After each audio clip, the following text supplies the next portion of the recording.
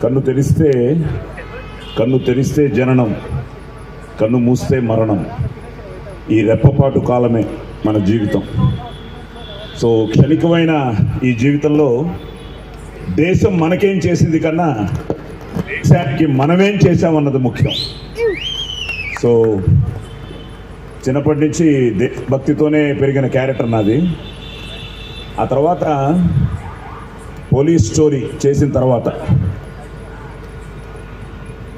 1996 police story, 2003కి నిన్న మాట్లాడుకుంటూ ఉంటే 54 సినిమాలు హీరోగా కన్నడలో మాత్రమే చేశారు.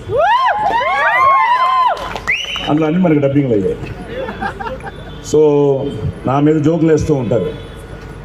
ఫ్రీడమ్ ఫైటర్స్ తర్వాత, సోల్జర్స్ తర్వాత, వందే